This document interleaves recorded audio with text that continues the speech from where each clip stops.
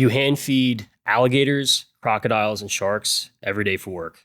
Tell me about that. Yeah. So it does sound a little bizarre when you say it like that, but it is just part of the daily life. I own and operate with my family the Tarpon Springs Aquarium and Animal Sanctuary, and we have sharks, alligators, crocodiles. It started as a small business that my dad started. I grew up in it when it was a lot smaller, and now that me and my brother have kind of started to take the reins as an adult, we've really expanded the number of animals we have and the mission-based stuff. That's where my heart really tends to lie. And yeah, I get to do some really exciting, potentially dangerous stuff. Every day. Every day, yeah. What inspired? It was your dad and your grandfather that founded it. It was, yeah. So my grandfather was actually in construction, and my dad was the marine biologist nerd. He grew up on Jacques Cousteau in Indiana, and then they moved to Florida when he was a teenager. So he really got into it then and got his biology degree and found out that marine biology is not, in fact, going out on the open ocean as Jacques Cousteau did. And he was going to have to, if he got work as a marine biologist, it was going to be in a lab. So instead, he actually ended up working at like a fish shop. And then he decided to start his own fish shop. And then he owned several fish shops. And then he got the idea to do a public aquarium. And his dad helped him to build it. His parents helped him a little with funding. He sold all but one of his fish shops. And that was the place on the Sponge Docks that started in 1990. And yeah, and then he actually met my mom there. She was a guest, I think it was about 3 years in when they met. And then I was born 95. Cool. Very neat. Yeah. So you know what it's like to build an aquarium because you guys recently moved from the sponge docks to another road. Break down what it's like moving all the animals, constructing these giant tanks. What kind of goes into it? Yeah, it is. My dad works harder than any other human being that's ever walked the planet, I think. So he did not have, we didn't have the budget that you would need to do a project like we did. So we actually had like architects and engineers that wouldn't work with him because he just clearly didn't have the funding. And he was saying, I'm going to do it. Like, I'm going to make it happen, whether you're the person that's going to do it with me. And he eventually found his team, and he just does it all himself. So he, like, you go to the facility, the concrete was laid by mostly my dad, but us. At the time when we were under construction, me and my brother were running the old facility to try to continue to fund the construction going on. And then we would help out whenever we could. But it was all, I mean, to this day, every patio paver is leveled by my dad. And he, it's almost indescribable how hard he works. So that part of it, I did learn a lot. Like, we were up there in little harnesses, like the big white dome that is over the big tanks right now. There's pictures of us up there, like monkeying around, messing stuff up. I was a young 20s adult, but I had no idea about anything construction-wise. Yeah. So I learned a lot. I could probably help you put down a concrete slab right now if Cool. I needed to. Yeah, I wouldn't know where to start. Yeah, it's a learned set of skills, and my dad has gotten so good at it. And he worked with the architect to design, and getting the permitting was a whole process, as you might imagine. But he did, it took him years. He willed it into being. And then we've been able to expand pretty significantly since then. We added a petting zoo and a lizard area and a new alligator crocodile area. As far as moving the animals, the reptiles were relatively easy because they breathe air. So that's a perk. The fish were really, really hard. Some of the fish we did rehome or, basically had to part ways with. The ones we really wanted to take with us, or the main one that we really wanted to take with us, was our Goliath grouper, because they're really smart. They are hard to get a permit for. They are, he's a trained fish. So we'd had him at the time, maybe 8 years or so. And so that's a lot of, relationship building you've done with one fish to just, to throw away and rehome him at another aquarium or something. And so we drained the tank down. It was a 13-foot deep tank. We drained it down to about knee level. And then we waded in there and got him to swim into a muslin wrap to help protect him because he's going to freak out and struggle. So we wrapped him in muslin, and that also helped keep him wet, put him in a barrel. The old tank access was only through the roof. This was craziness. And then So you had a crane? Or? so no, we just all like ran up there and pulled ropes really hard. They're and then pretty heavy lowered fish. He was a heavy fish. He's like 4 feet now. So he was, I don't know exactly his weight, but and the barrel was full of water. So it was ridiculously heavy.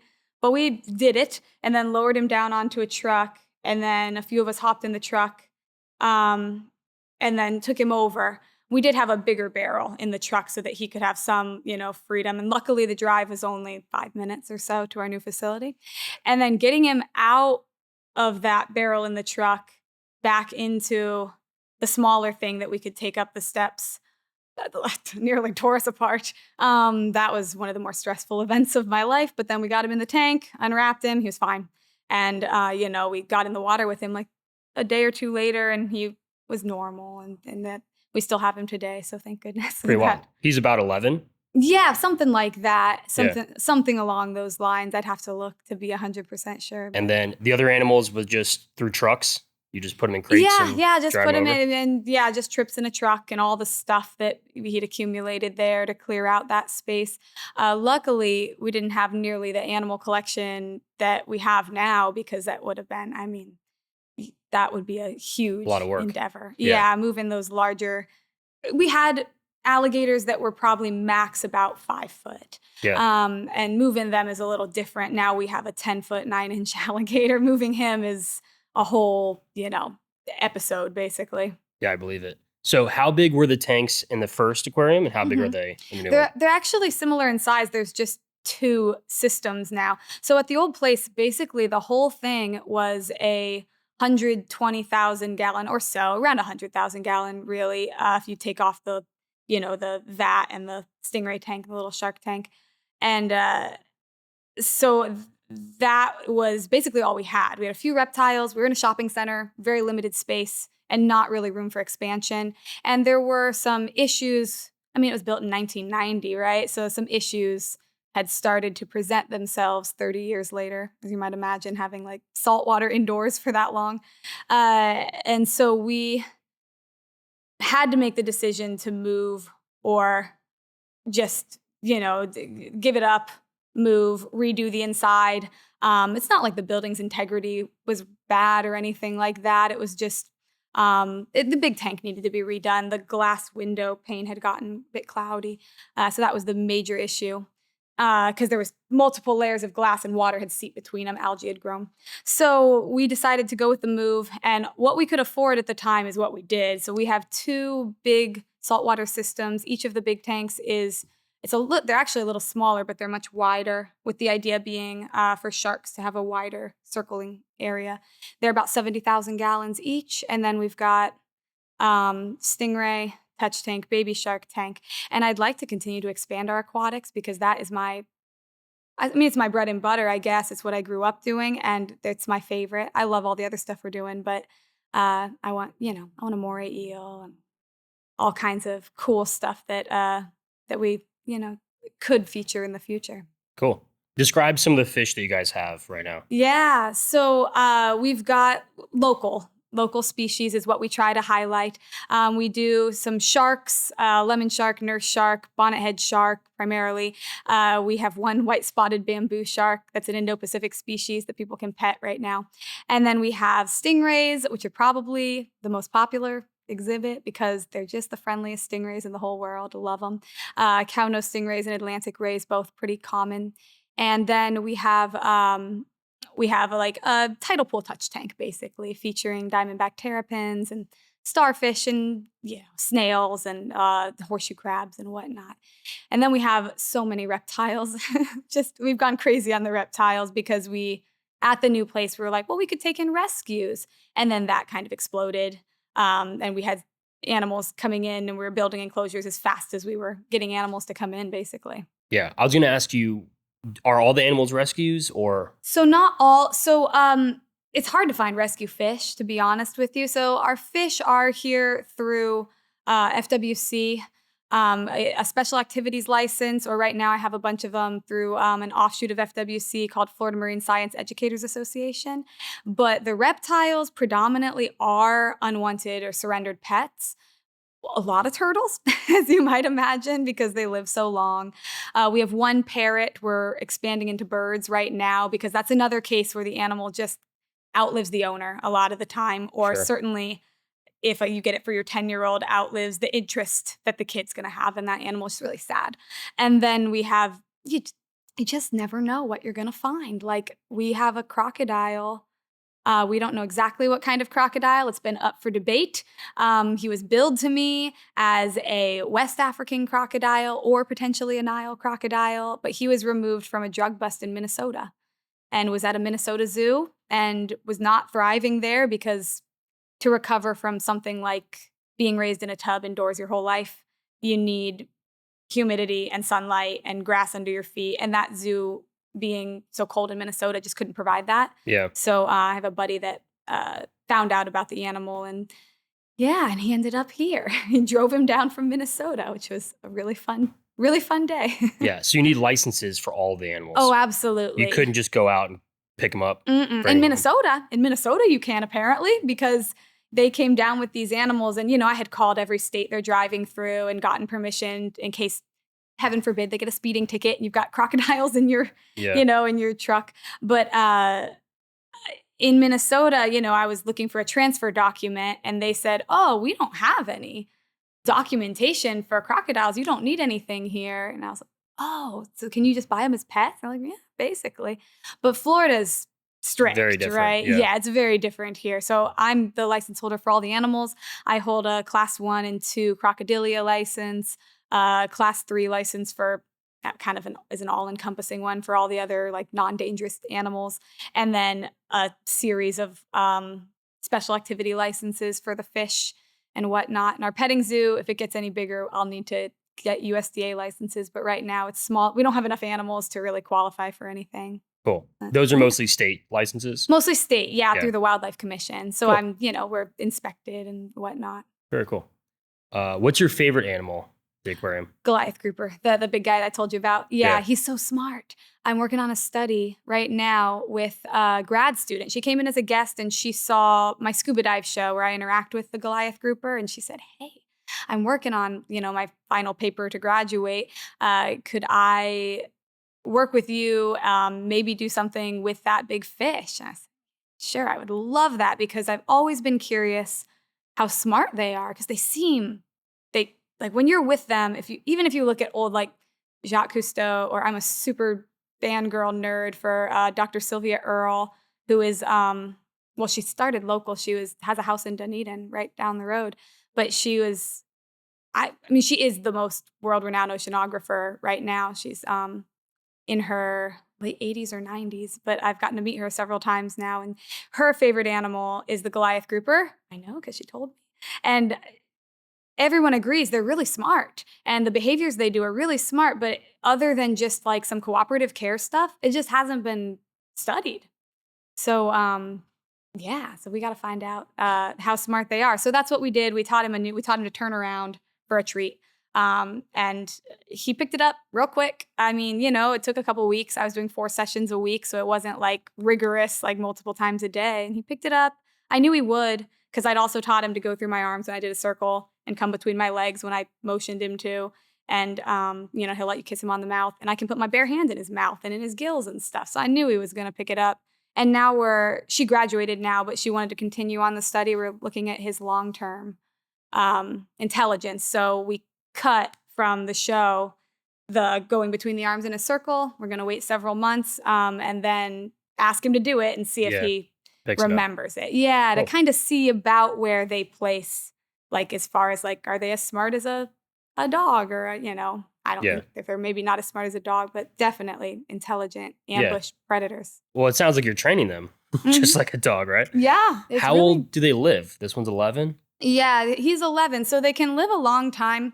I'm going to get some hate if I'm wrong about this. I believe the oldest one ever recorded, at least last I looked it up, was 37, but they believe they can live something like 60, maybe even 100 years. uh, they can only find out the age, like postpartum, by looking at the ear bone. If I'm wrong on this, I'm going to be so embarrassed. But I think They live that's, decades. Yeah, they live That's decades. good enough for me. And Yeah. they have like a home. They'll migrate, if the water gets real cold in the winter, they'll go to deeper water.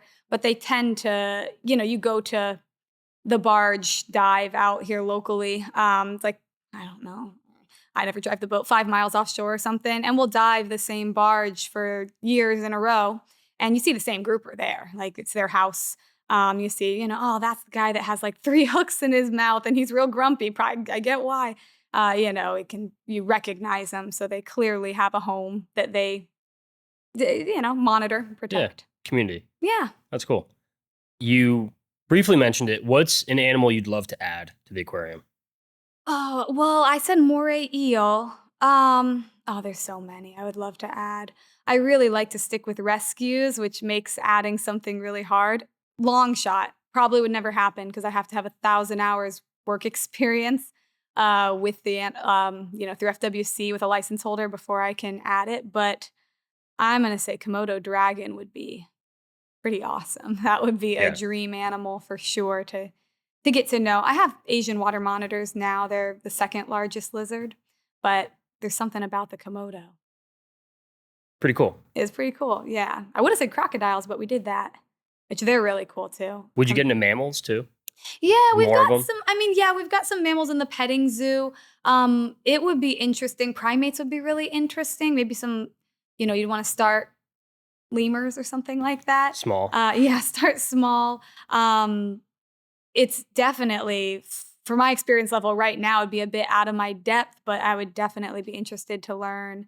I have learned that the key is you hire people that are way smarter than you, and then just like absorb them, absorb their genius, and then gradually, kind of enlarge your breadth of experience. Awesome.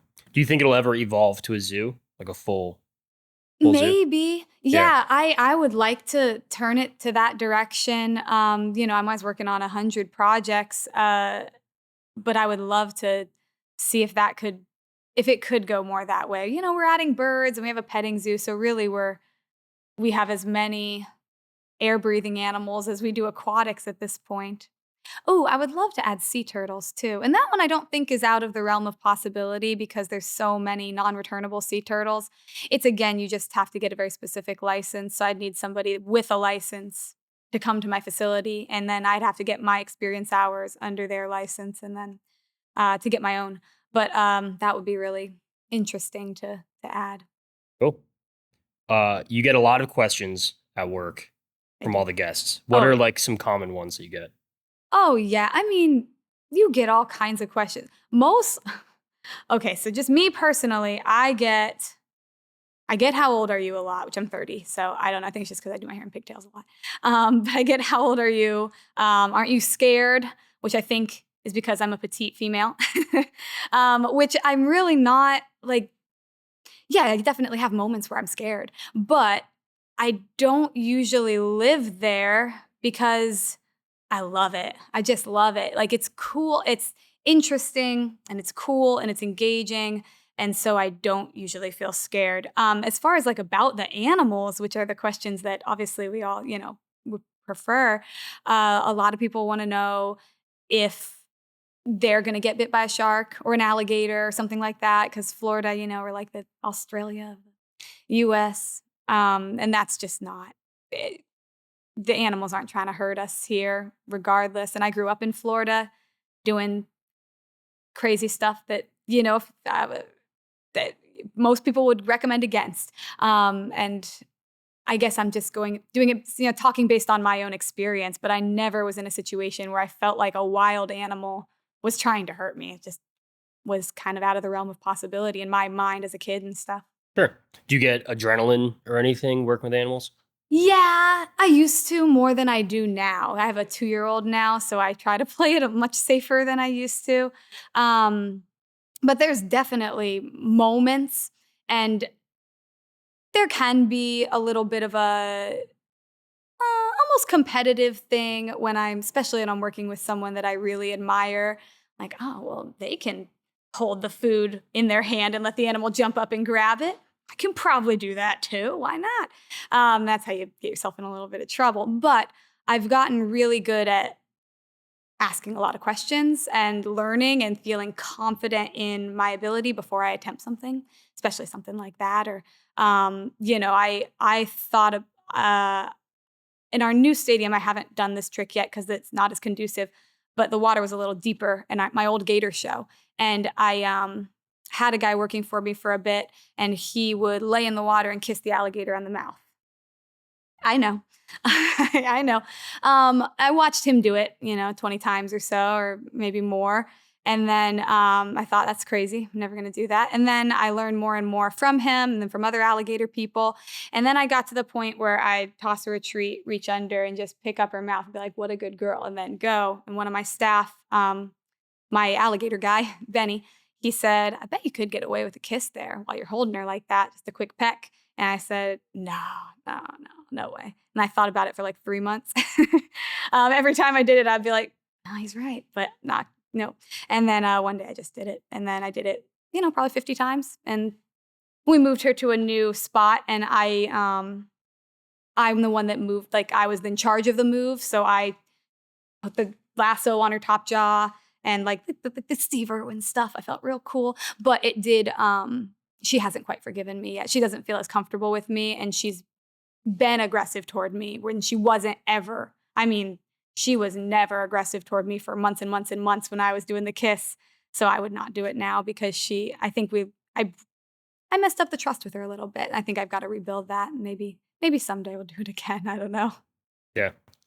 You work with a lot of volunteers, from Yeah. really young kids to even elderly and older people.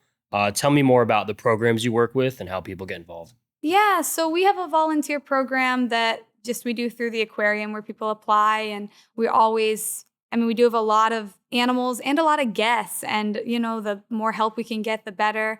Our volunteers are extremely valuable. And then we also work with a couple different programs, Hope Services being one of them, which I really have enjoyed working with Hope because they take special needs, either young adults or teens, and they will get them work experience. It's really neat because through the government, they get paid for the work, and to the business, they function as basically like a volunteer to us. So the kid or the young adult is getting work experience, is getting paid for their work, and hopefully, taking things that they can take on further in their career. So that's been really cool. And then in a similar vein, I have done Pepin Academies Pasco. We've done internships with them. And it's kind of a similar thing. They get on like a track. It's young adults that have just graduated high school. They stay on with Pepin Academies and they get an internship. And they have a goal. So the kids that are coming to me, they want to be like a biologist or something like that. And they get work experience. They'll get funding to get them scuba certified if that's part in their career track. And usually I've written a couple of letters of recommendation to get kids scuba certified so that they can take that on to future employment. So yeah, a couple of really cool programs, and you've met a lot of cool people from it. Yeah, that's awesome. I know education is a really big pillar of the aquarium. Oh, yeah. Describe how important education and conservation is for you. Yeah. My original thing I wanted to be when I grew up, when I was little, was a teacher. And then my third grade teacher, shout out to Mrs. Height, I thought the world of her. I thought that she was a huge role model, and I just wanted to be her. So I was like, I'm going to be a third grade teacher. We hatched chicks in that class. I want to do, you know what I mean? I thought that was just the pinnacle. So I've always wanted to be an educator. In college, I educated at Oklahoma Children's Theater. I taught there. And then it seems like everything that I do at the aquarium or the projects that I really want to get going, they're always in the education vein. So it is really important to me. I do a homeschool class now. I'm working on a Patreon to expand the homeschool class to kids that might not be able to come directly to the facility, but could still benefit from the content. And then hopefully that'll launch soon. And then, the YouTube channel is all educational. So I think for me, I'm not scared of something once I know about it, like once I'm truly educated about it. And I watch a lot of YouTube videos on animals, and there is a lot of content that's like, look at this crazy harmful animal, I'm gonna get bitten by it, or look at how dangerous it is. And I just think that it kind of gives, they're all just critters like us. It gives them a bad rap. So I kind of try to change that, or do my little, the little piece I have with the little audience I have to rectify that as best I can. And it's hard because that's the stuff people want to watch. I know I've had a lot of people tell me, like, have you looked up this YouTuber? You should really try getting bit by more stuff. That's way more fun to watch. I'm like, yeah, but it's just not, it's not reality. Yeah, we look at like Steve Irwin. He wasn't, he was working with saltwater crocodiles. So they are one of the most dangerous animals on the planet. But he was talking about how gentle they are when they find their mate, and how gentle mothers they are. And he had really found the perfect amount of look at the wow factor, but incorporate the reality of it. Yeah. Yeah, I admire him. We're all just trying to be Steve Irwin. Exactly. How can the public be doing better at conservation? There's so many things, systematic things that are beyond the individual's control, other than just like voting, I guess. But I think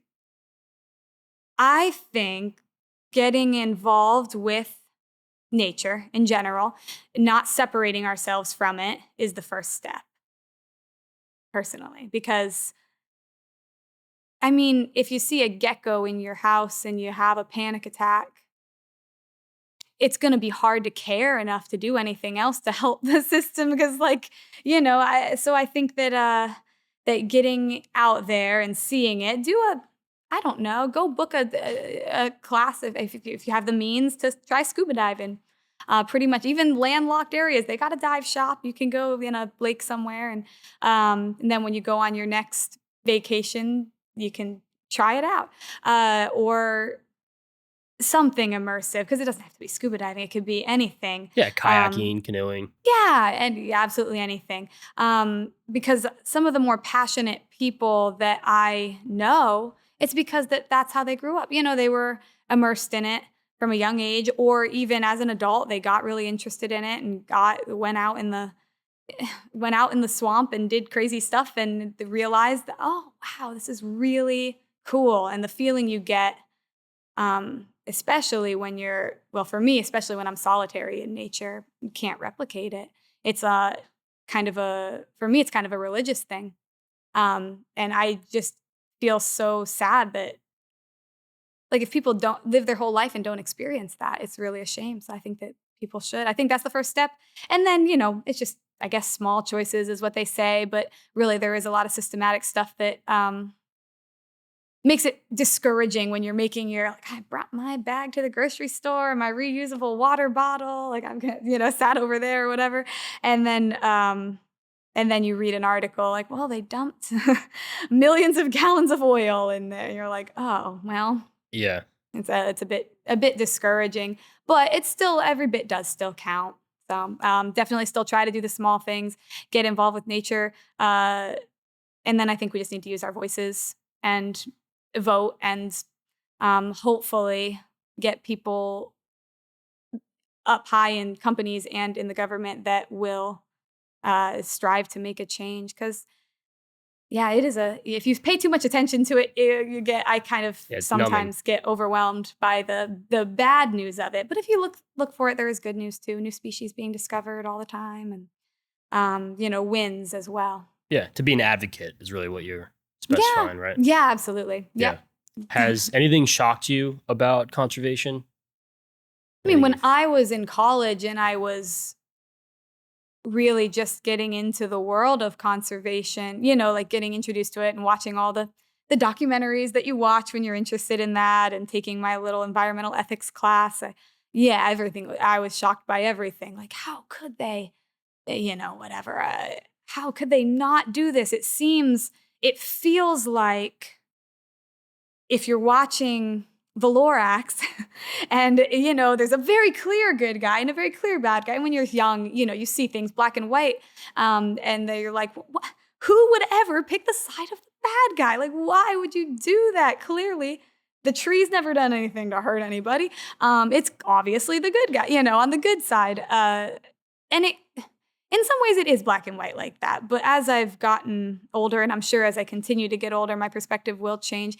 You do see, it's been explained to me, the more complex nature of every decision that's made. I don't know. I'm at a point right now where I just don't think that if left up to gigantic $1 million companies, I just don't think the right choices are being made or are going to be made. But I'm also no expert on it. I'm not Sure. not the authority for sure. Yeah, doing your part. Yeah. I think you've taught me that rehabbing animals requires a different permit. Yeah. So How does that work? I just need a rehabber. So I don't do local wildlife rehab at this time. It's something I would love to look into. It does require a different permit. So it's kind of like the other stuff I was talking about. I would need a permit holder to come to me and claim my facility as their facility that they're rehabbing animals. We'll set them up, let them do their thing, and I train under them for, I believe it's 1,000 hours of logged work experience. They write me a letter of recommendation. I turn that in and then hopefully get my rehab license.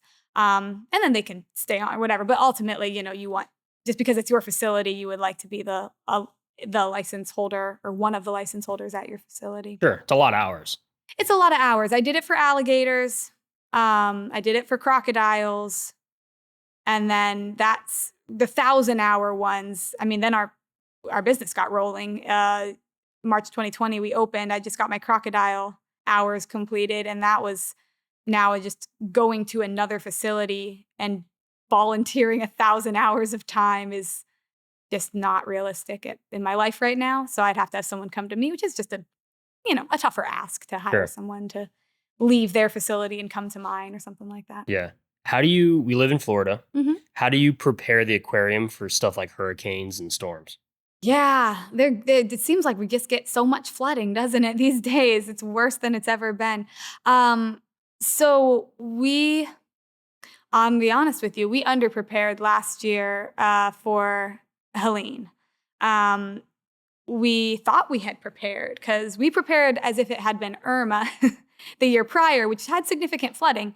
But, and that was like, Irma was like it's the 100-year flood or whatever. And we were like, oh, okay, it won't be that bad again. Yeah, another century, we'll worry about it. Yeah, exactly. Yeah, exactly. But, with the circumstances being what they were, our lowest lying area is actually the petting zoo. So we moved all the animals up to where we thought was going to be high ground, and had them set up, little food and little camp out for the night type of thing. And we'll come in the morning, put them back, see if it flooded. And then the flooding was getting worse. My brother lives right next door to the aquarium right now, which is really nice. And okay, I'm going to use this platform to have an I told you so moment on my little brother. It's like, because I was talking to him on the phone like a couple hours before. I said, I think it's getting pretty high. Why don't you go over there and check? He said, it'll be fine. We're getting ready for bed. And then he calls me. He says, it's really bad. I'm walking over through the flood water. The where we move the petting zoo animals is already flooded. I'm going to move them again. And then it's just pitch black and hurricaning. And like I just hear like pigs squealing, and like he drops his phone in the water. And I was just like, okay. So I've got a 2-year-old. My brother also she was 6 months old or so at the time. And so my husband got in the car and drove through the storm to go get to the aquarium. And while he was driving there, a few minutes later, my sister-in-law calls me, and she was rightfully freaking out because their house was flooding and high. They had feet of water in their house. It was like up to the windowsill. And she was upset. She had the baby. She was looking out. I was like, are you looking out the window? She was like, I think the window's going to break. I said, are you looking out the window that might be about to break? And she was scared. And so I called my husband. I said, leave Grant and the animals. He'll be fine. Go get the baby. So he ended up actually going to the aquarium and sent my brother back to go help his wife. And, he ended up climbing through a window and getting them safe and upstairs. And that was the beginning of the saga. But like the most dramatic bit of it. And then my husband continued. We did pretty good. After the fact, he moved all the animals. He had He-Man strength and moved the big tortoises that were on the next rung and got them all upstairs. Everybody was fine. I think unfortunately, a couple chickens flew the coop. That was our casualties of the storm. And then Milton came, what was it, a week later or something, 2 weeks later, right. And then we over-prepared. I had there was no way anything was going to happen. And in our area, nothing did. So we, we under-prepared and we over-prepared. And next time we'll get it right on the money. Yeah, lessons learned. Lesson learned. Yeah. So I guess the answer was we did not prepare enough. We thought we had. We'd taken down everything that would blow away. We'd, locked away everything that, potentially dangerous animals or whatever were all in, reinforced concrete structures. And I guess. Do your best. You do your best. Yeah. And hopefully we'll learn from it and do better the next time. What would you say your favorite part of your job is? Oh, right. Recently it's been the animal training because every animal is smart. Every animal is so smart. Even ones that you don't like. I've worked with alligators a long time and I'd seen in documentaries, crocodiles are significantly smarter than alligators and alligators are pretty smart. And I'd experienced some alligator training and stuff. So I knew they could pick stuff up. And there are people that take alligator training almost to an extreme, right? And they're clearly intelligent animals. They don't love you. So it's a little different than training like your dog, but still, they can certainly learn. It's just all food motivation for them. And then we got a couple crocodiles and it kind of blew my mind. I taught a crocodile, her first session, she was real comfortable with me at the time, but her first official training session, I gave her, it's called croc chow. It's like little crocodile treats. Really good for them. It's like a good little piece of their diet. I tossed her a piece of croc chow and she stopped moving and got it. And I said, hold. And then I did that one more time and she wasn't, she stopped moving and she had it. I'd say, she knows her names. I'd say, Fiona. And she comes over, hold. And she just stops. You know what I mean? And that blows your mind. And then there's more to be tapped there. I'm at hopefully the beginning of my experience with them. The only ones that are a little on the not as smart side are the cows. I'm going to throw the cows under the bus there. I'm going to have people mad because there's cow people out there that are like, I look at a cow. It does what I want. I'm sure there are. I just have not cracked that code yet. But the fish are smart. The crocodiles are smart. The monitor lizards are smarter than me. The parrot, just forget about it. I think its vocabulary is bigger than mine at this point. So they're just so smart. And so I really have loved doing that. I also I do still love the teaching. That's probably my other favorite part of it is getting to see, for me, it's little girls, right? Because I was a little girl, so I can identify with that when they see, other than Terry Irwin, and I guess Bindi when she started getting older, but she's younger than me, so I didn't really have her to look up to when I was growing up. There are a couple of female, doing crazy, dangerous things, but I don't know. There's not that many, and none that I really, saw myself in, I guess. So there are times when I see it through a little girl, she's just clearly seeing my alligator show, and it's, it's a girl doing it. A girl's the scuba diver feeding the sharks. That really makes me feel very... I don't know. Fulfilled. Yeah, that's what it is. It makes my heart happy to see that. And, I'm sure not every little girl's going to want to translate that into doing stuff with alligators, but, maybe they'll see women a little differently or see it as less of a detriment. And I thought that becoming a mom, I don't know, before you become a parent, I didn't get it. I thought that becoming a mom, I would not be able to identify as well with young people. I felt like I was really good at that. And now it's just taking it to the next level. Kind of the opposite. Yeah, it had the opposite effect because now I'm I'm a 30-year-old mom that helps a team wrangle a big alligator or does something in the water with sharks. And of course a mom can do that. Why not? I can do anything. We've got, moms that are going into space and, doing all kinds of stuff. But historically there has been a stigma. So it's cool to maybe be in a few kids' lives, a small part of breaking that stigma for them. Yeah. That's awesome. Yeah. Yeah. What's the most difficult part of your job?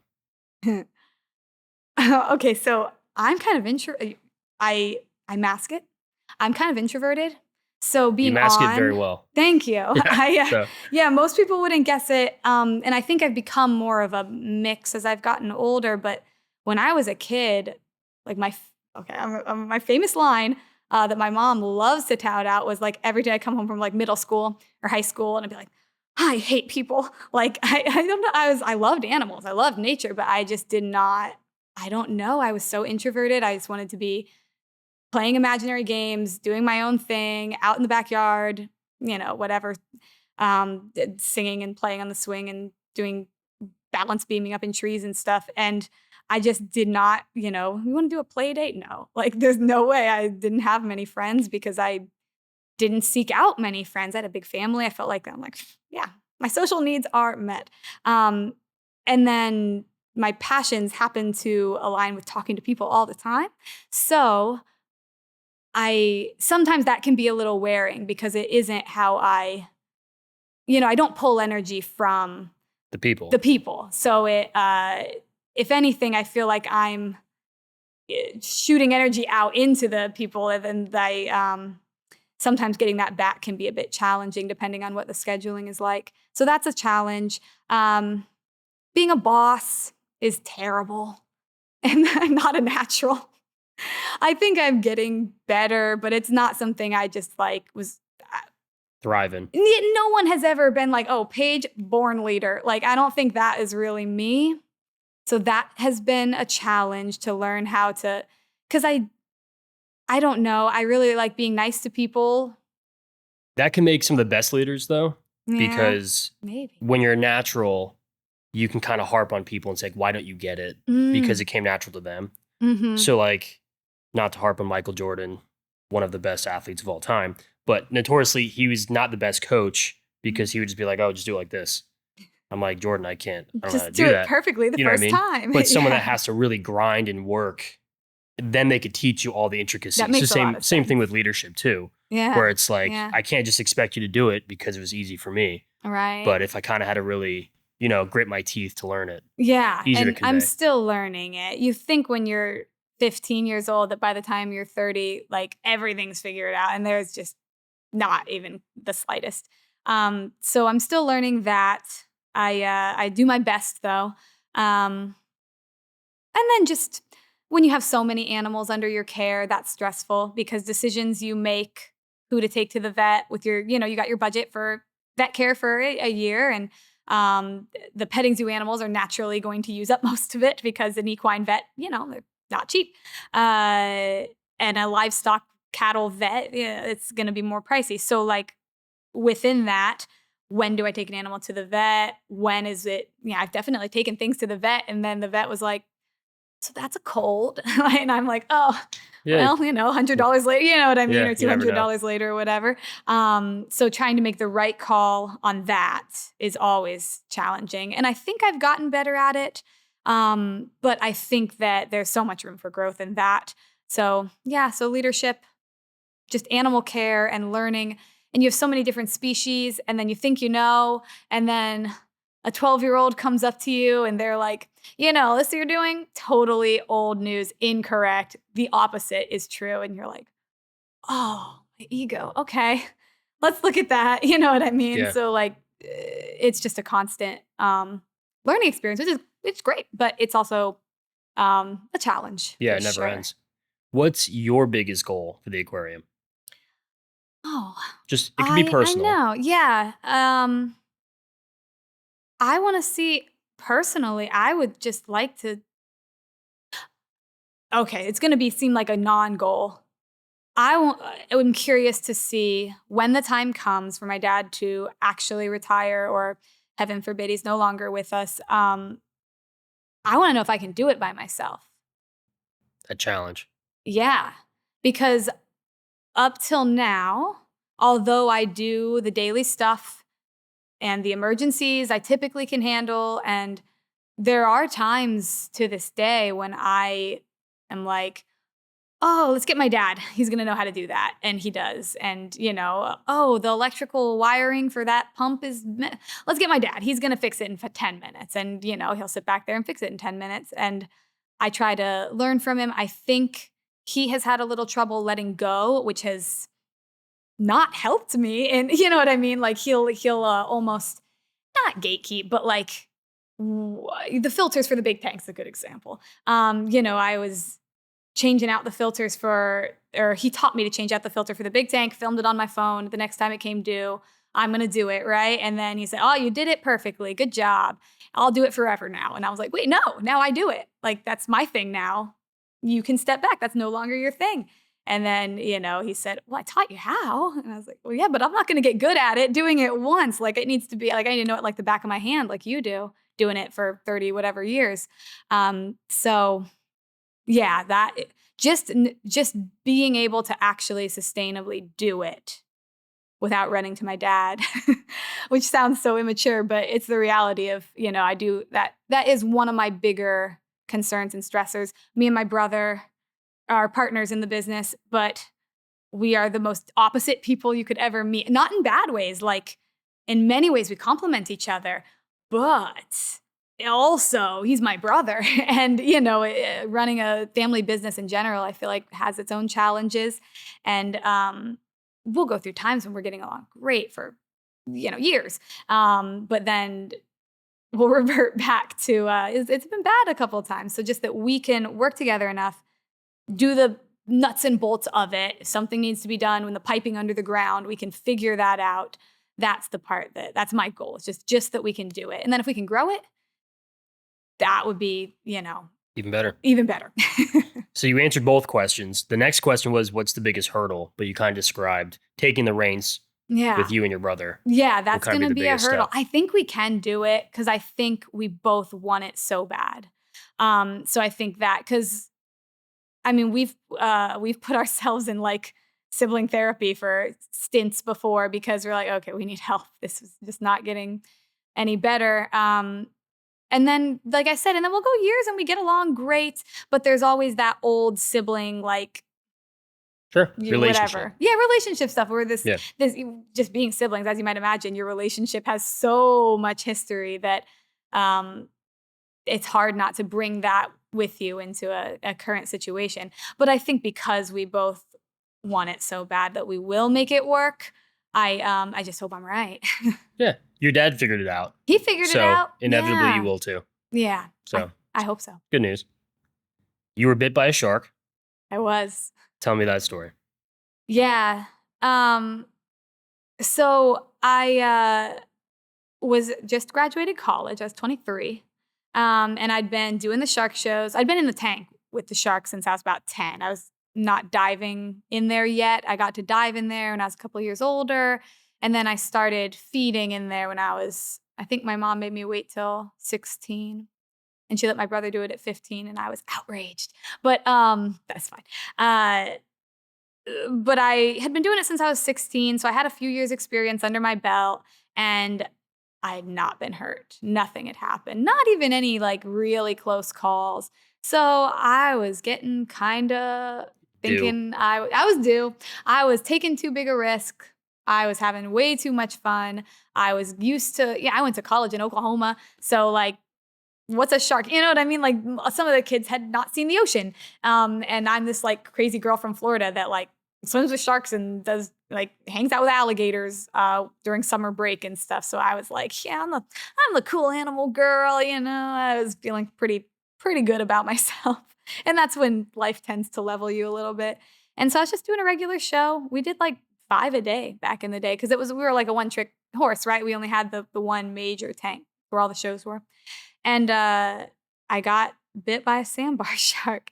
He was circling me real tight and circled in between my legs.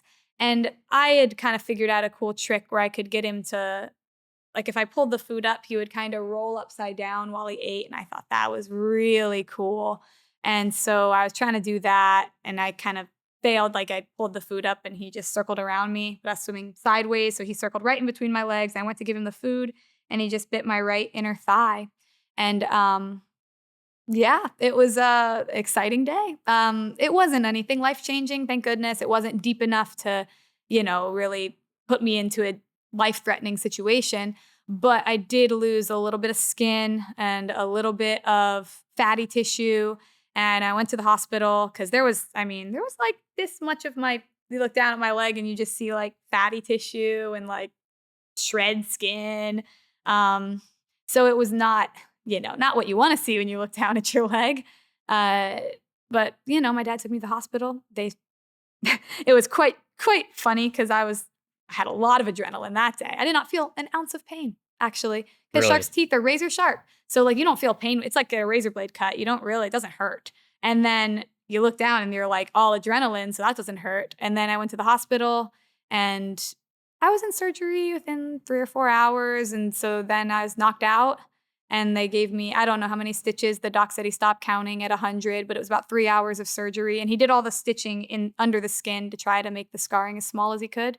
And luckily, they didn't need a skin graft, or they did not need a skin graft. They stretched the skin. But it was quite a process. And I was not smart enough to leave those scars so tiny. I was like doing yoga and like a week after. And then I went in for my post-op checkup with him, and he was like, what'd you do to the scars? And I was like, oh, sorry. His beautiful work. He tried to make it perfect. Yeah, he tried to make it perfect. And then, he came into the aquarium not long ago. Good. He was so nice. Dr. DiNapoli. Shout out to Dr. DiNapoli. He also did a surgery for my dad later on down the line. Cool. I'd have to interview him too. Yeah, I'm sure he's seen some stuff. Yeah, I believe it. So over 100 stitches. Mm-hmm. You went back diving pretty quick, right? Yeah, I was on a snorkeling trip with my boyfriend a couple weeks later. So I was back in the water then. And then I went back to the aquarium. I took a couple weeks off just because there's a little worry about infection if you get in, especially tank water, because it tends to be, the ocean keeps itself a little cleaner than the best filter in the world can. So I did get back in, and I don't know. Everybody was like, how's the shark going to react to seeing Paige again? But they're going based on the smell of the food. And, it's not like he's going to act different. He didn't do anything wrong. He wasn't vicious to me or anything. So it just went right back to normal. That shark eventually passed away of age-related stuff. But I always kind of loved him. He was a cool shark. And I felt like we had a little special bond. Did he have a name? Yeah, Mr. Wonderful. Mr. Wonderful. The guy from Shark Tank. That's After Shark Tank, pretty ironic. Yeah. Are there any sharks you cannot have in the tank? Or you would choose not to? Oh, for sure. Yeah. I mean, like permitting wise, yeah, obviously. But like, there are shark species that just cannot survive in captivity. It was huge news when I was a kid. Georgia Aquarium got the whale sharks. You just need a really big tank, but they can... They lasted in captivity. But like great white sharks, scientists have attempted and failed, and many aquariums have tried. They just cannot survive in captivity. But they migrate the world. So they're just not designed to be in a confined space. Even a huge tank is not going to... Still too small for them. Still too small, yeah. And it's just not going to work. Not because I'm scared of them. I would love that. I will never get a permit for one. It's unrealistic. I would love to work more with bull sharks because I think that's a misconception. The whole bull sharks have the highest testosterone of any. It's actually not true. I used to believe that because that's what everyone thinks about a bull shark. I did further research. That was like one bull shark. Like literally one oddball. An anomaly. The other bull sharks are just like other sharks. It's just how they hunt. They happen to specialize in hunting where the waves break and it's cloudy, mucky water. They can't see any better than the prey can see, but that's what they're banking on. The prey can't see them coming. And so there's a disturbance.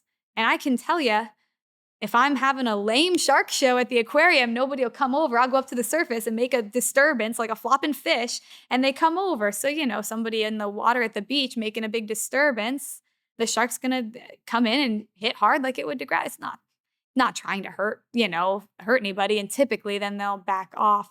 they can be a little bit aggressive in their feeding, but they're not bad guys. And I'd love to work with them to kind of show that. But yeah, I don't know if the opportunity will come upon me or not. Maybe in the wild, I'll get to hang out with some bull sharks or something. Yeah. Have you ever gone swimming with the whale sharks? Not the whale sharks. My brother did that. I was a little jealous. I've done a lot in the Caribbean, and I've done, I did a little bit of adventuring with water stuff in Ireland, but not a ton. And then I've never done anything Pacific. I've done all Florida all around, but that's about it. I did Bonaire. I did Mexico. I did several of the Caribbean islands. So I feel like there's still more to see in the in this ocean, if you will. But I would love to do some Pacific dives. Great Barrier Reef, of course, because that's the mecca and it's dying. And so, I would love to see it with whatever's still left now, Fiji or Hawaii or something. That would be bucket list stuff. Yeah. After college, my gift to myself was a trip to the Philippines. Mm-hmm. My friends from the Philippines, we went back to where he, grew up, and we went swimming with whale sharks. They bragged that there was 2 places in the world you could do it, but they were just kind of hyping up the show. Yeah. Or not the show, but the experience. Yeah. I later learned you could do it all over. You could do it off Baja, California. So you could just do it on the other side of North America. Yeah. But it's really cool. They only feed one time in the morning. So you have to get there before the sun rises. And then they just dump a bunch of whatever they eat, kelp and stuff like that.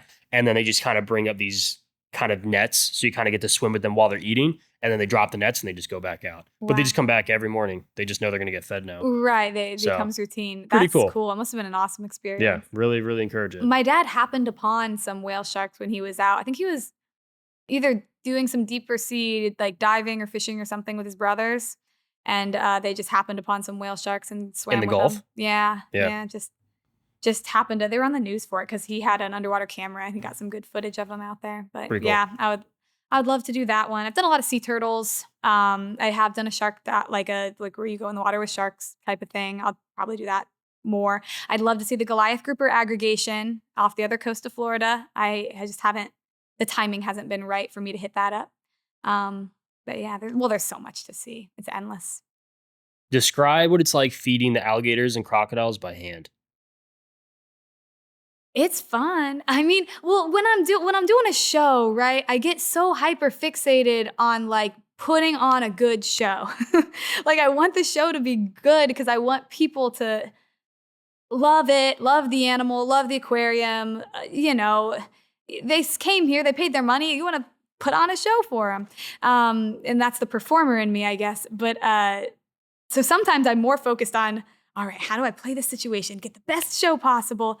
And the animal, if they do a good show, they're usually feeling pretty happy about it. So it's also because they're getting tons of food. If they refuse, you don't, if you're come on the land and they don't want to come on the land, they don't get their treat for coming on the land. So they're not as happy either. So that's a part of it.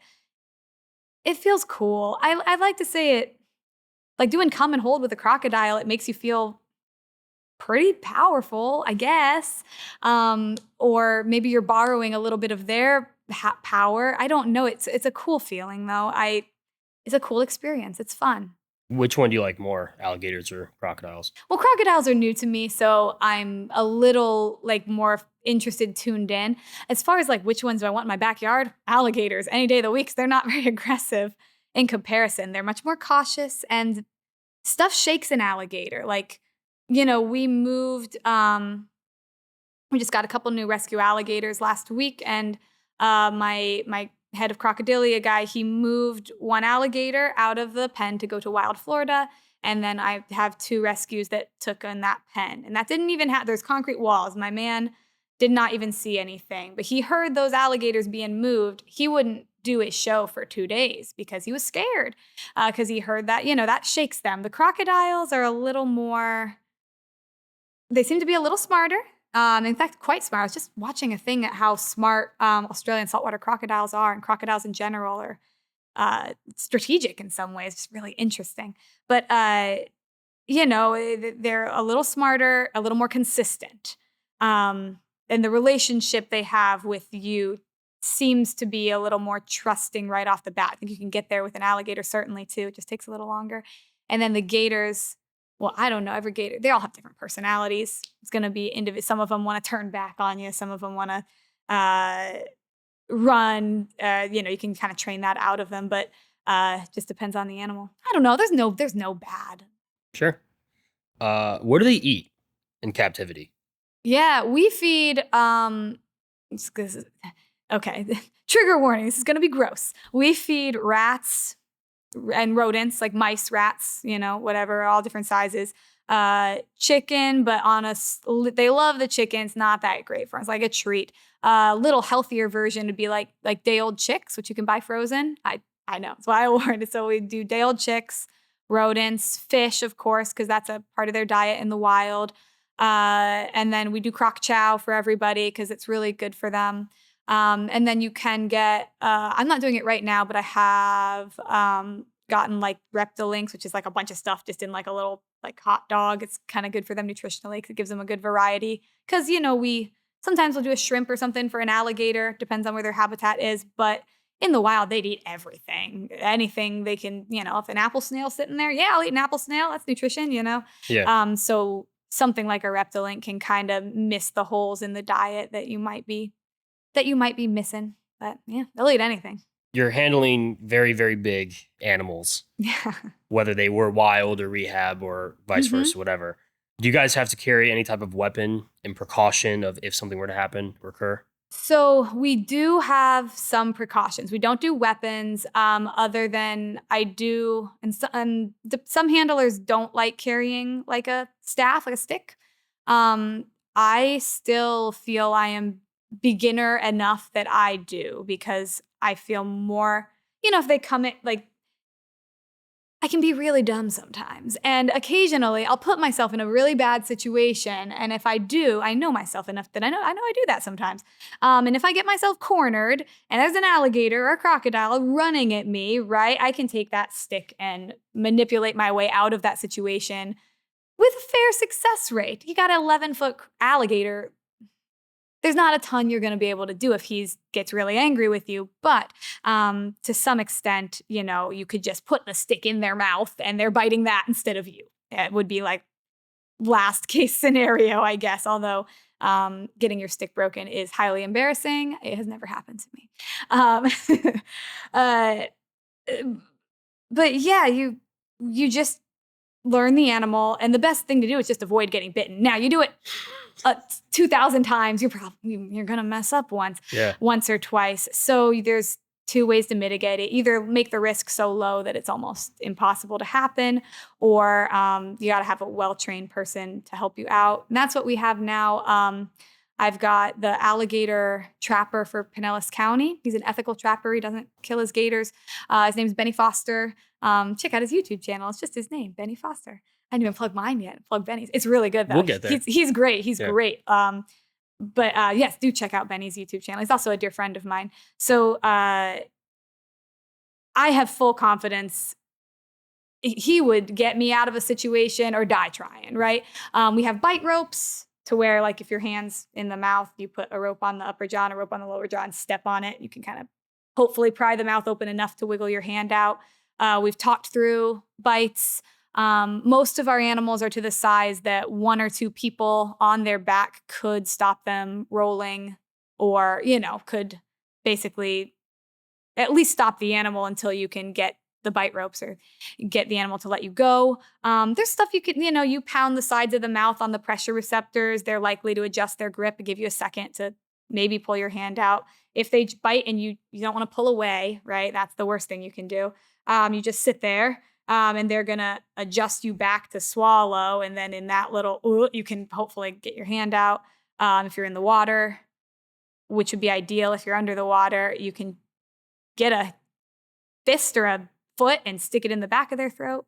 That breaks the little seal that keeps the water out. And then they're kind of choking, their water's going into their body. So they'd be likely to kind of spit you out. So you just know stuff like that. And I've come to terms, especially after my shark bite, that that's likely to happen. At some point, I will, if I continue taking big risks, I will get bit. Now, when I get when I get almost bit, I get really mad. I get really upset with myself and the situation, and mostly myself. and I get like upset with I just get so upset. There's a video recently, maybe a month ago. And the alligator, it's my girl that I used to kiss, right? But we're in the new space. She doesn't quite trust me as much. She was supposed to come and hold, and she's done it thousands of times in the other space. So I was expecting her to do it. She'd done it a few times in this space. Great. I say hold. She just full on. She's mock jumps sometimes. That's kind of her thing. She'll kind of like, don't mess with me. But she full on just went for it. And her snap, I mean, it popped and everything. It came together. Like, I looked at the video. My sister-in-law was in the audience, and she took it. It was like that close to my face. And I was so angry. I was so angry that I'd let that. I had my stick, but I wasn't expecting it. I wasn't quick enough. I was so mad that I let that happen. Because, I got high stakes now. I got a kid. He's only 2. He won't even remember me. So, like, I check myself in those moments. And this all sounds like I'm just completely bonkers, like just insane. But it's what I do. You know what I mean? It's what I... Definitely brave. I guess brave or dumb. I'm gonna go with brave. Yeah, I'll take it. It does fall back to training, because I think I told you I was a firefighter. You did. So yeah. when we talk about burning buildings and stuff, you do so much training that it's just another day at work. Right. And that it's kind of like that. We all know that there's risks, but it's not that you're thinking about all the bad things that can happen. It's just another day, and then you troubleshoot as it happens. If there's a fail safe or something fails or whatever. Mm-hmm. So it's just funny hearing it. Something that I'm not trained in at all. Sounds firefighter awful. Stuff like I would not a burning building. That's all you like. That's just like that gets me excited. You know what I mean? That's what I'd want to do. But right. Being trapped by an 11-foot alligator sounds way worse than a burning building. Water is not going to stop an alligator, but it helps a burning building. A hose, yeah, not so much. One question I had was, how big do the crocodilians, right? How big do they get in captivity? Yeah, I mean, as far as I'm aware, you get, I don't have any Nile other than the rescue guy, but he has metabolic bone disease, so he's not going to get to this size. But, maximum size is 20 foot and 2,000 pounds-ish for Australian salties, which are the biggest and very closely followed by Nile. Our rescues just aren't going to get to that size because they have metabolic bone disease and just issues, and they're adults already, so they will continue to grow, but not to that level. The biggest one I have is that big alligator. Now, gators are a little smaller. They get to be about 1,000 pounds and 15 foot. So it's still not, you've got some caiman that'll get like 5 foot, and that's a little more, I guess, manageable. But we anticipated the size, and when we build the enclosures and what species of animal we can put in each one, or if you're going to put a species that gets huge, but you get a baby, you've got to figure out his path as he's going to move up over the next few years. So yeah, I couldn't handle a salty or a Nile at this time. Maybe someday. Yeah, just with the exhibits, how big they are. Yeah. Yeah. Just with the exhibits, and I don't know. You watch those things come up out of the water. That's a little different ball game, I suppose. Sure, but if the animal is healthy its whole life, they kind of grow to the same size. If they have enough room and whatnot. Yeah, they should grow to that size. Yeah. In fact, you're feeding them a lot more than they might, in some cases, than they might get in the wild. So I knew somebody who had like a 30-year-old alligator that was like 12 feet long because he'd been fed like racker ribs. You know what I mean? Like they were feeding him intensely. And if I'm not mistaken, maybe I don't know the specifics of that animal, but I want to say he was bred to be like, his dad was a monster and his mom was a big female. And then he's going to be huge. So there are people doing that. I'm not breeding at all. I do rescues. So it's a little bit different ball game, but I take my little motley crew and yeah, exactly. Yeah. So describe your shows that you have at the aquarium, from diving to the class. The scuba show is either feeding the sharks, I get in the water and hand feed the sharks while one of my staff narrates, or I get in with the Goliath grouper and I do his little tricks and feed the other game fish in the tank. I really like those because I'm not the one talking. I just get to relax and kind of do my thing. And then the gator show, There's two different parts to that. I'll do both depending on the show. Either you're like the presenter and the animals come out to you and you feed them and talk all about them. And then that animal goes back. We usually do about 2 animals a show. And they each have their own talents. Somebody can, our rescue crocodile, we found out he can stand up on his hind legs for like a good 2 seconds before he falls down. I've never seen that before. So, that's he comes out and does that. Wow, it's amazing. And, we're trying to get certain behaviors out of other alligators. One really likes to chase, and you can train that out of them. It is kind of an okay, if you want to use it as demonstrative, you can choose to leave that in the animal. That's what we're doing in this case. Makes her a little more dangerous to us. But, she'll chase us up out of the water and back in, and we can show how they move on the land. And, they can turn a corner. Zigzag is not real. Look, she turned the corner. I don't know where the zigzag stemmed from, but it's silly. And then, and that's kind of the gator show. We let people hold that little young juvenile alligator and get a picture. And then we have the reptile encounter show. So I do feed a little bit smaller crocodile in that one, alligator snapping turtle, chameleon. We get out the big python, let kids put a little snake on their shoulders. That is probably my favorite one right now, just because I don't know. Just different shows are my favorite at different points. That one I've been really loving because, you find out little tricks, and I find out all right, that's it for lizards. Are you ready for turtle time? And every time I can get the little kids to go, wah! That's kind of fun. Yeah, it's fulfilling. It's right? fulfilling. Yeah. You can get the kids really engaged. You described a little bit how the shows kind of evolve. Mm-hmm. Do you have goals for new shows or future stuff? Yeah, absolutely. I would love to make a 2-person alligator show. We've played with it in the past. I think we could really perfect it. I think it just, right now, it's so unscripted. It's kind of the beauty of it. And we'd have to modify that just a bit, make it slightly more scripted. Just because otherwise I find that a lot of times the performers want to talk over, they just don't know when to put in the jokes and when to talk. But I think if it was maybe outlined, not scripted, because I don't like when I go to places and I see a very clearly scripted show. I like it to be ad-libbed and fresh every show. So 2-person shows. I've had this idea where I bring it's my reptile show, but you have animals that are not reptiles in boxes, and the kids, is this a reptile? And it's like a rabbit. Kids are like, no. And then why not? Well, it's a mammal. It has hair, whatever. And then is this a reptile? And then the third one has a toy snake and you throw it at the audience. I haven't done that yet, but I would love to incorporate that. My show is just too long right now. I got to figure out what I'm going to cut to include in a 5-minute beginning. Sure. Yeah. Yeah, it's really just notes, what you're describing. Yeah. Same thing with how I do. I just have notes that kind of things I know I want to talk about, but we can go any direction. Right, So, exactly. speaking of which, aquarium guests can really tell you're very good at performing. Oh, yeah, thanks. Describe where your background comes from and how that all happened. I have a Bachelor of Fine Arts in Acting from Oklahoma City University. I was a huge musical theater kid, theater nerd in high school. That was kind of, the friends I did have. That was my little tribe, or highly competitive theater troupe that all kind of loved each other, but we're all trying to get the lead roles.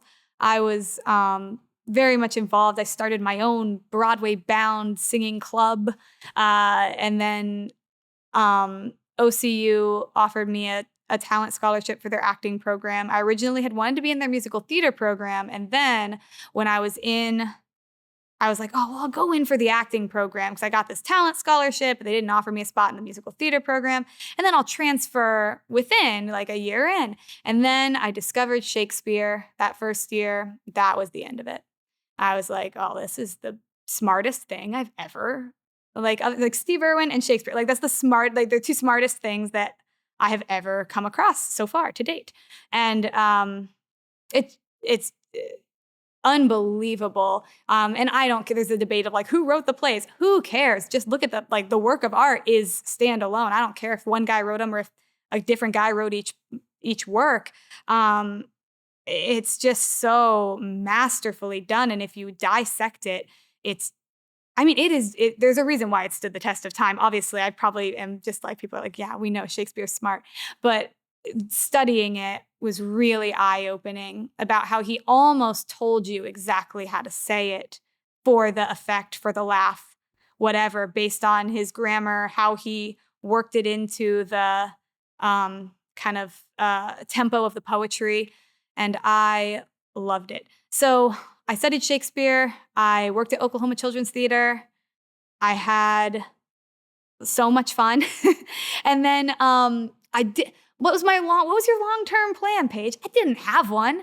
I was just like, this is what I liked in high school. Everyone told me to follow my dreams. This is my dream. And then I, got into Shakespeare. And I was like that kid that I loved the gen eds. Like I just loved learning and loved being in school. And, I think I missed one class all of college. I don't know. I loved it. I loved performing and the history of it. And it was just so interesting. But I really missed Florida. Being in Oklahoma I love you, Oklahoma. It was terrible. There's no ocean, and the nature is like sparse. It's like fields. There's some snakes, and I went out to like a nature preserve and like caught some snapping turtles. I'm a weird college kid, take the bus alone to like a nature preserve and like tromp through off the path and like get ticks and catch snapping turtles. And I don't know, that was weird, but I really missed it. And so when I graduated, the business was getting ready to move. And from my perspective, my dad wanted me to come help with that. And so I did. I had like some tearful talks with my professor. Like I learned all this stuff and now I'm not even going to use it. And then he said, Paige, I think you should I think you want to do this. I think you should go try it, reevaluate in 5 years, set a thing on your calendar that's going to go off. And I had to reevaluate my life in 5 years. And, what he told me was, you're going to look young enough to play Juliet till you're 40. So like, you can always jump back into acting. You have the skills. So I ended up kind of not looking back because I was, when I reevaluated, it was working. And nobody really pays you to do Shakespeare, like unless you're one of the greats. And I also had a little moment in journaling where I was like, well, what does better in the world? Like, education, conservation, entrepreneurship, like what provides more for the world? Or like another blonde Shakespeare actress who wants to like, play an ingenue. So while I did love both things, I think I made the choice that was best for me at the time. Sometimes I still like, my heart still misses it, or somebody will, you just got me talking about it, and I'll be like, oh, the passion is still there. But I don't know, maybe when I retire or something, or me or Grant's kids take over the aquarium, I'll maybe open like a children's theater or something like that. And yeah, that'd be awesome. Yeah. Keep educating too, right? Yeah, that would continue happening. If you're to do one or the other, you'd prefer live theater, or would you ever get into film? Oh, definitely. We did on-cam classes in school, and I did like on-cam. It's fine. I definitely preferred live theater because there's just something about being in a scene and you're just so locked in. It's like a different kind of flow state. And it's not, because I always struggled socially in school and stuff. I didn't really have a lot of friends. I didn't know. I couldn't put my head around how people met each other and got so close, like sisters or something. Just knowing each other for such a short time, I was just like, what am I missing? Like, how did you you love her now? Like, what? You only met 3 weeks ago and now you're that close? I just never could do that. And to this day, I struggle with it. But on stage, like the words are there for you. So you get a connection with someone in such a unique way. And the pressure is so great, but it's also, you're just so hyper fixated. There's no feeling quite like it. So it would have to have been live theater. And probably I'd want to do like Shakespeare festivals, which, they're notorious for paying millions of dollars. Yeah, that's what I was thinking, yeah. Totally like good career, you get healthcare. Yeah, DiCaprio started. Right, yeah, Describe preparing for a role, kind of the headspace, the mindset. Sure. Yeah, every actor is going to have their own unique approach, and I was hardly like a master. I barely got above like the student level. I did a little professional work in the Oklahoma City community, but not anything much. So this is coming from a bit of a novice, but for me, I liked the words. I'm a Shakespeare girl. So even in the modern stuff, I would look at the words and dissect it and what was the subtext to everything I was saying. Where am I going to? I had my Shakespeare professor, like a comma. We would walk while we were reading our monologues or whatever. And then like a comma is a quarter turn and change direction. So like that's the intention of it anyway. And then a period is a stop, turn around, go the other direction, to kind of get it into your body. And I really enjoyed that. I also really enjoyed the physicality. So like thinking about if you're not cast as someone who looks like you, the best thing I was ever cast as, I don't know about the best, but the most interesting thing I was ever cast as physically was in the play. We did the play Metamorphosis, which is, I think it was done first famously. It has a big pool on the stage. And that's what we did. We had a big pool on the stage. It was winter and it was not heated. Oh my gosh, so cold. It was inside, but like it was freezing, but whatever. And I got to embody hunger. And I played like 5 roles in that show. We all did. We all were an ensemble cast. And that was my favorite one because I got to think like, how does hunger move? How do, and it can't be like, look, I'm doing a weird animal move. Like it has to be Organic, almost like when you watch Lord of the Rings, Gollum, like you don't think like, oh, that, and I know it's CGI, but the actor was, they did the CGI based on what the actor was doing. And it wasn't like, oh, he's trying to make him look like some weird little creature. It just is who Gollum is. So trying to get into that.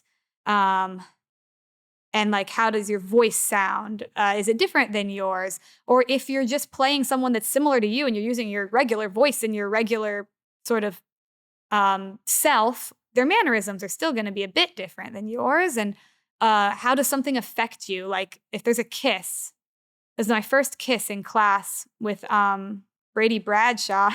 I had done onstage kisses a little bit in high school, but it was the first time I'd ever like that was the big deal, was the kissing, because you're in high school and like you know what I mean? Like it was a thing. And then I remember my professor being like, well, that kiss didn't affect you at all. How does it affect you? Like, are you nervous at first and then you melt into it? Or you know what I mean? So like really just dissecting that script within an inch of its life. And then your partner does the same thing. You don't know what they're going to do. And then coming together and then what you dissected changes based on what they do. That's the preparation part of it. It's Sure. so fun. It's so fun. You did more character acting compared to method acting? Yeah, more so. Yeah. Yeah. I was always cast well, that was short. I was always cast young. So like I played, and it's college theater. So we were doing weird stuff. I played like a 40-year-old man who was in a virtual reality and his avatar was like a 12-year-old girl. And there was like some not so great stuff that happened to her, but it's, it's a 40-year-old man. So it's like, we have weird 20-year-olds trying to be creative, trying to be creative and do cool stuff. So like more character actor stuff. I enjoyed that. And yeah, it's a chapter of my life that I definitely loved. Sure. Describe how you got a theater scholarship. Yeah. So I don't know. I just auditioned and they gave it to me. It might have been kind of like how the private college like gets kids to come in, to be honest with you. Like, let's give them a little scholarship and they'll pay the rest of the tuition. And then we did have a big donor that donated specifically to the theater program while I was there. And my Shakespeare professor chose a handful of students, me being one of them, to receive a scholarship while we were there. And I always thought that was like the best thing that ever happened to me. But I still definitely had a nice little loan.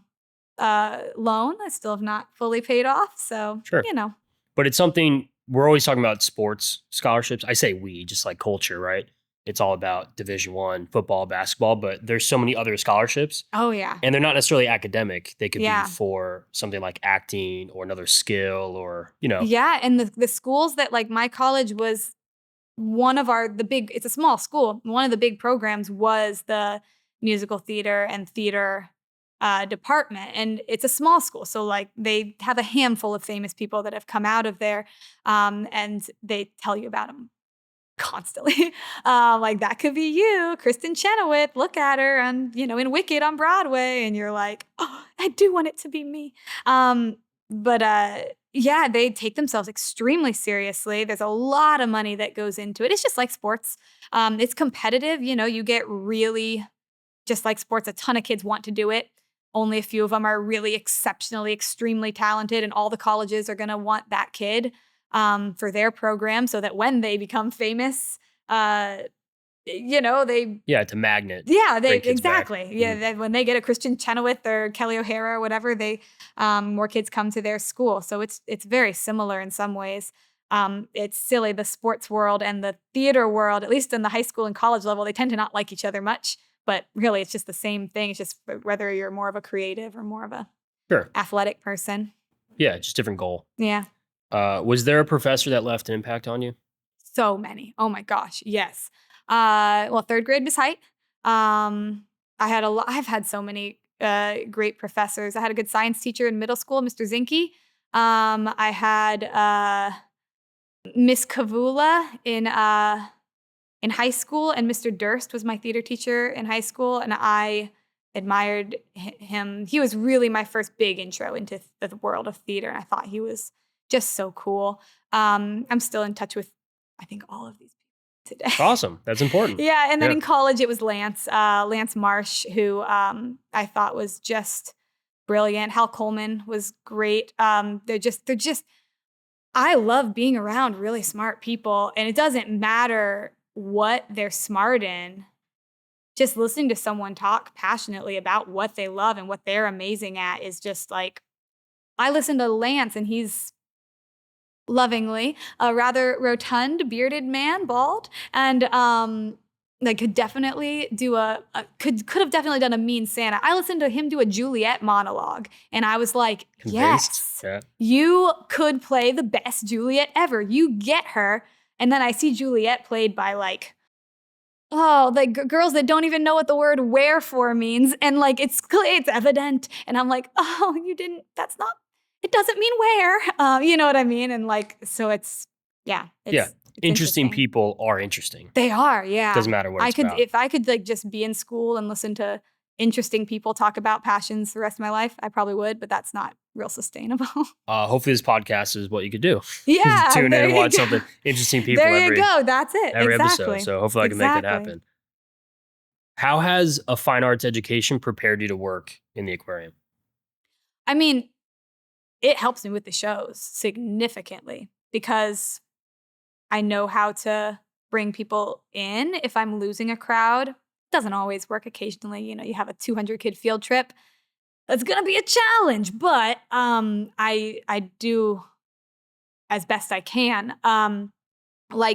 For example, if you're losing a crowd and you're just talking like I've been talking to you, kind of same volume, same whatever, and then suddenly I get really soft and it just draws you in. And then I really get loud and it might make my voice go really high, but then but the alligator snapping turtle, blah, blah, blah, blah. And then you know what I mean? It vocal variety in every sense of the word. Learning how to use my instrument sustainably, which I've been doing a bad job of today. I actually caught myself on that. I was like, oh man, I am really throaty today. But in a show setting, if I have to project and yell, trying to do that in a sustainable way. Yeah, the cadence of the show too. Yeah, yeah, absolutely. So in the showmanship aspect of it, that's really helped. As far as prepared me for a lifetime career, I probably could have done with a little more economics, but I caught up eventually. Yeah, you learn while you go. Yeah. So speaking of which, what is Paige's Planet Protectors? Paige's Planet Protectors is a YouTube channel show, basically. I had started it before I had my son. I got pregnant, took a break, and now my producer's name is Mike Jorger. He found I had Paige's Planet. It was just a little YouTube blog, and I didn't know what I was doing, and it was kind of hobbyist, and it never did anything. But I had a great time making it. And then he is involved in the industry a bit more. He saw that and was like, hey, I think you're really good. Can I edit and produce a channel for you. Well, that's everyone's dream to hear that. So like, yes, I hate editing, please. So he is awesome and amazing. And he's turned it into something that's really growing quickly. I'm really proud of it and pleased with it and hope it continues to grow and be, I don't know, in my quest to be Steve Irwin, it is a step on my journey. I don't know. It's a lot of fun and it's creative because I can come up with different ideas to try. Yeah. Describe the mission of the project. Yeah, it's basically it's family based, but for kids. And it's all about animals. So we go on different adventures. Basically, I have, I guess, a little cast. It's mostly like I'm the central character, if you will. But I bring my son along sometimes. I'm the host, but I bring my son along sometimes. And oh my gosh, he's too precious and funny for this world. Like he is just loves it right now. If he ever doesn't, I don't want to push him toward like, I don't want him to think that to enjoy an experience, it has to be captured on YouTube or videoed at all. But when we're going to a spring to swim and he just learned how to swim with goggles, like, of course he's going to come. And I don't, I would love him to be a part of it when possible while it's fun. I don't want to script him or like, obligation. Yeah, I don't want him to feel pressure from it. Or as soon as there's any hint that it's a negative thing, he's out of there. But for now, I've got him. I've got my friend Benny Foster. I've mentioned a couple times.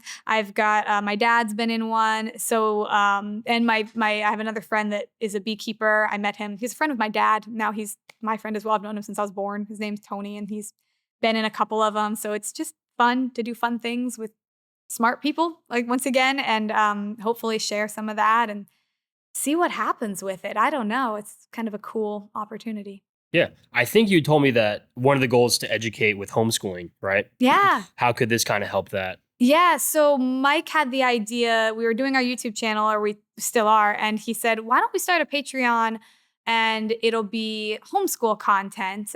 So that way, you can have a lot of subscribers on YouTube and not make money from YouTube, which is the case here, which is fine. We're certainly not doing it for, at least I'm not doing it for, the income, the money, but it would be cool to include a Patreon. It'd be cheap. So families, a lot of families that are trying to homeschool, and there's a lot of resources, but there's also in some ways a lack of just, here's a lesson. You know what I mean? Like the mom doesn't have to do, because moms have to do a lot. So I already have been teaching homeschool classes at the Aquarium. So Paige's Planet Protectors Academy, it should be coming out soon. And it's going to be like, we have a pollinators one. We have they're not all related to the aquarium. Some of them are. We have a croc encounters one. We have Habitats of Florida one. So that, science curriculum, it hits about 3rd grade, but really you could use it like 1st to 5th probably would be appropriate. And if it goes, like if it is successful, then I would love to challenge myself to try to teach more higher level learning. That'd be awesome. Yeah. We'll see if I can get to like middle school or high school level. It's, they're pretty smart.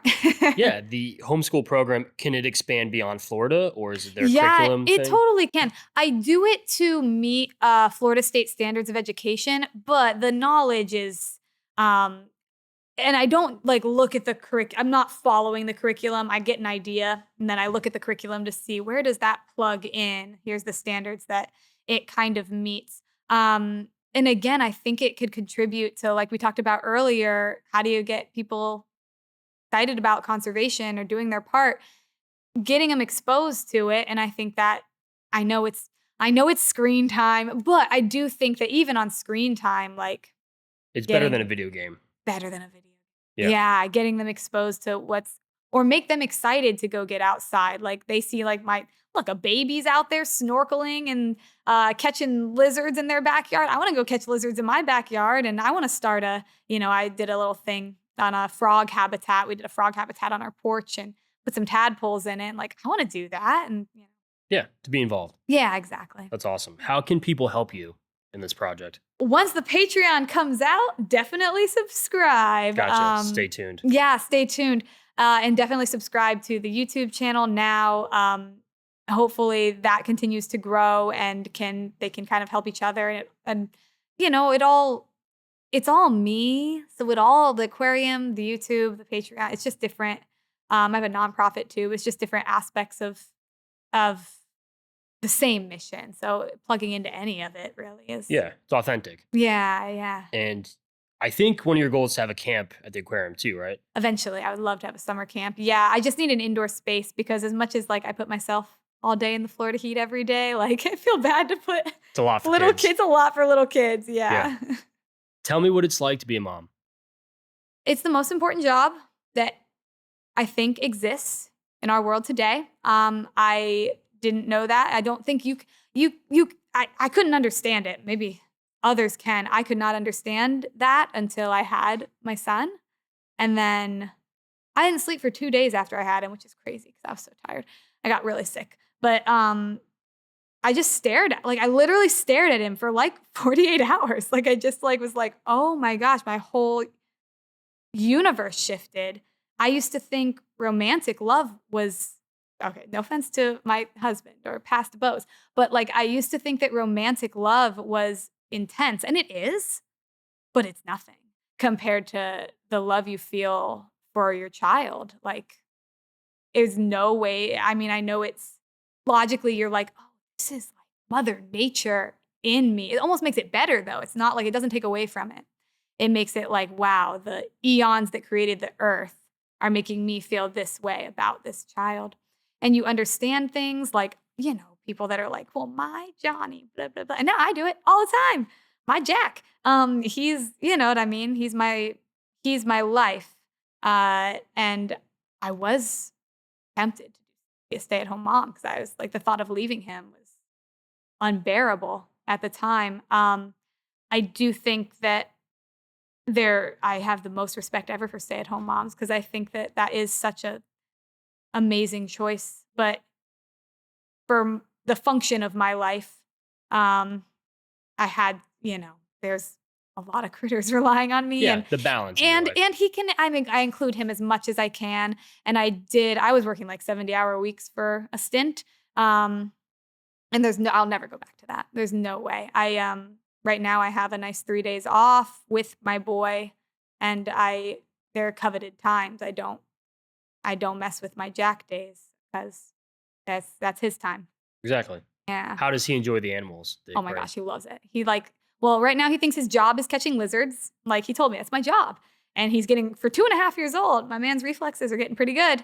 Barely has a lizard lose a tail. And then, you know, catching frogs and whatever. He loves that. Anything, you know, we go swamp tromping in the woods and checking for ticks and stuff after. And he swims like a fish. He loves the aquarium. Like his first tortoise ride was when he was like 4 days old.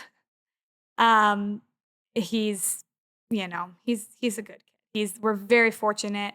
He'll come into the aquarium. The other day, I had a staff member out. I had to close the front building, clean the bathrooms, you know, like sweep the floors, like nothing fun. And he did it all with me. He swept and scrubbed the toilets and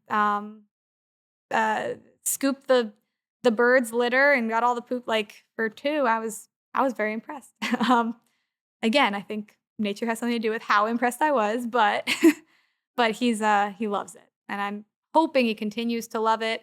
Whether he wants to go into that or not, whatever he wants to do, I'll support him. But while he's a kid, I can't wait to continue to have fun with him and make sure he doesn't do any of the dangerous stuff that I do. Describe the importance of him being around the animals at such a young age. Oh, I mean, the comfort level. Like, I see kids all the time that they can't hardly look at a snake or alligator. And I feel so sad because I'm like, oh, that was, for one thing, it was probably taught. That fear was taught. And then for another thing, like, they just haven't had any exposure.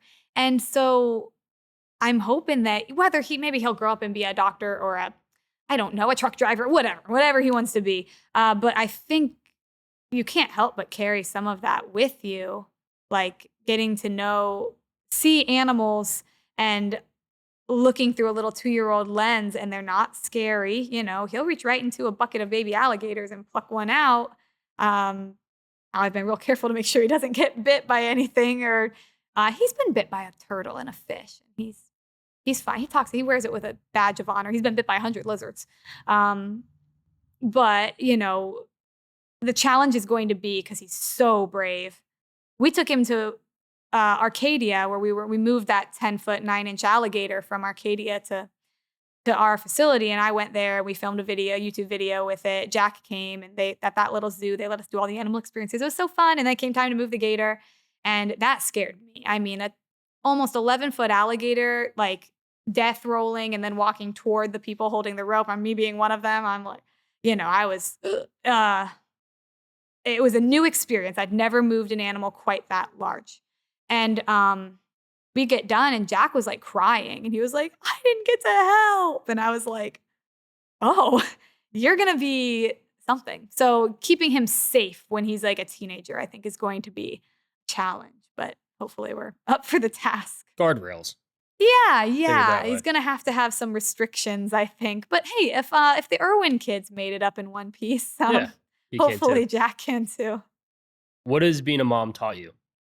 A bazillion things. A lot of respect for my mom, I'll tell you that much. Like every single person was that innocent little baby. And you hear older people say that. My dad used to say that to me, or my mom, like if I was mad at somebody, they're like, oh, well, remember, they're somebody's baby and they just made choices and blah, blah, blah. And then it really drives it home, because like if Jack made bad choices and grew up and had terrible, he won't do that. But if he did, I'd love him the same.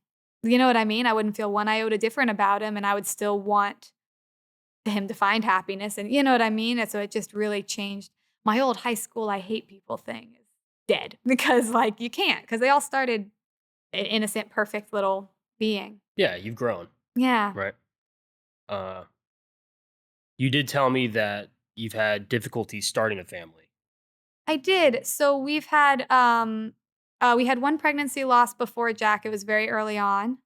And then we had Jack. So I was, you think that's probably not going to happen to you again. It was very early. I think we went to 1 or 2 doctor's appointments, and they even said something looks off, and we lost the pregnancy. And it was devastating at the time. I was extremely devastated, because we were trying for a family. We had decided we wanted a baby, and you think you did it. And on all the movies you saw growing up, it's always like for the little pregnancy stick, and everybody hugs, and then cut to baby. You know what I mean? Like the in between is brushed over. Or the pregnancy is almost like, oh, pregnant women, like it's like a funny thing or whatever. And it's simply not. Can lead to, the waddling and stuff can be a little funny. But we had Jack, and I thought like I'd never, like who would ever have a insecurity again? Like my body made that perfect baby. Like, look at me. You know what I mean? Like I'm perfect. And then we wanted to try for another one. And we got pregnant. It took us a little while that time to get pregnant. And everything seemed normal. We got into second trimester, and then we got an ultrasound result back that was abnormal. And, I just looked at my patient. Well, the doc called me and said, hey, so we've been trying to reach you. I was at work, so I missed a couple calls or whatever. You need to come into the office like now. And I was like, what? So then you start worrying, and I look at my patient portal, and then I you become in like 15 minutes an expert on whatever was written on there on Google. And I asked, like, does my husband need to come from work to the doc? And they were like, yeah, probably. I'm sorry, I'm going to cry. And then it was not a normal pregnancy. And we did lose the baby.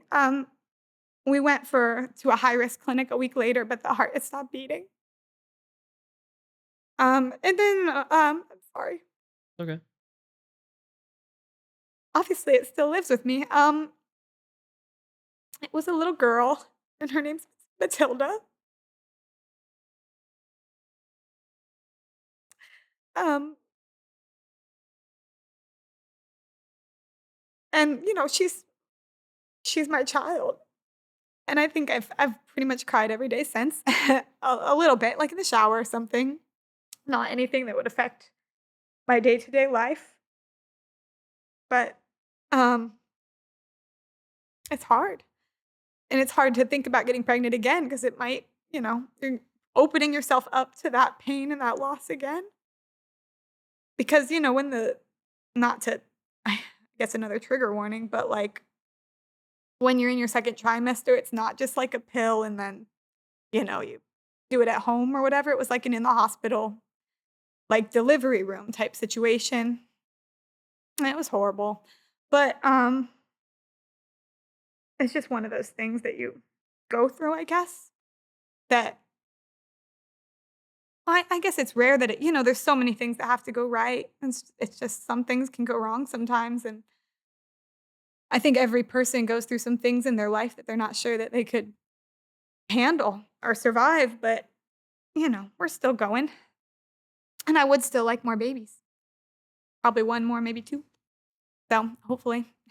I'm really sorry. It's okay. I mean, it is what it is. I'm obviously still a bit raw about it. I kind of warned you before that I might cry. I thought I was going to be able to That's keep right. it together, but you never know. It's important to talk about these things. It is. And a goal of my project is to talk about a lot of really difficult Well, every woman I know has experiences. gone through that. You said your My family, wife. yeah, your wife is in labor and delivery, right? So she sees this. And the labor and delivery, my midwife and my the nurse that night were so sweet. And just, amazing and made it as good as, as best as the situation could be. So I'm so thankful for labor and delivery nurses that are wonderful and compassionate and understanding. Uh, and nobody wants to be in that situation, obviously. But yeah, it's when I talk to people about it, because I am relatively open about it.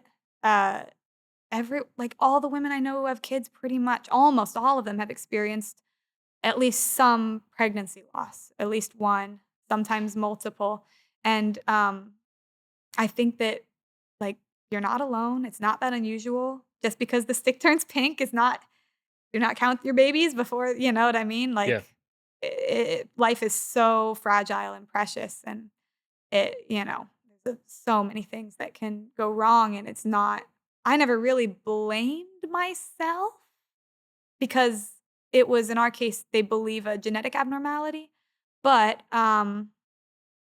but you do kind of want, you know what I mean? You do kind of like, oh gosh, I did eat a lot of sugar. Like, you know what I mean? Like you can't question. help it. You question like with Yeah. your choices or I work outside in heat index is like 105 and I don't it's not in me. It's not in me to work less hard because I'm pregnant. It's just not like I would feel like I couldn't live with myself. But then I'm like, did I, you know what I mean? Did that do Yeah. something? But I've been assured it doesn't. And I, would assure other women that that's not, things just happen. There's a lot of directions because I don't have kids yet. Eventually is the plan, but the dad can question what could they have done differently or it Mm, wasn't much of a help.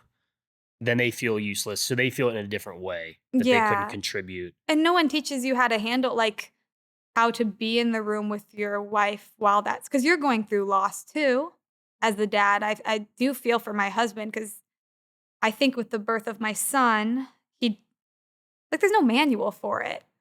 He didn't know quite how to handle it. He's sleeping on this little couch and he held the baby for a little bit and and then fell in love with him. And then he's like, so do I go home or like Yeah, can't what do do I much after do? that, Yeah, right? exactly. Yeah. And it was similar in this case. There wasn't too much he could. I don't know if he was emotionally. He did great. He did great, and he is, he is a huge uh, supporter. He's my biggest supporter, I would say, and in everything that I do. And he did his best, but I was really thankful for my midwife, for Robin Reese, because she, I knew when it was her. When I came into the hospital and I saw her, I was like, okay, she delivered Jack too. I was like, okay, I've got, I got Robin. I've got this. Oh, yeah. So it does make a huge difference.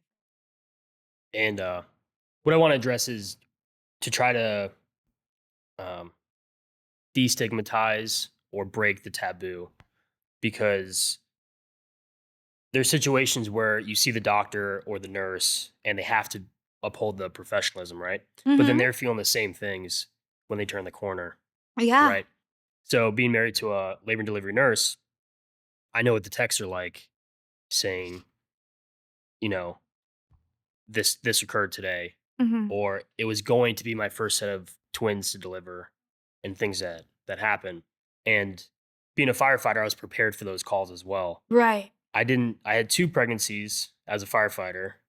Knock on wood, they both made it to the hospital.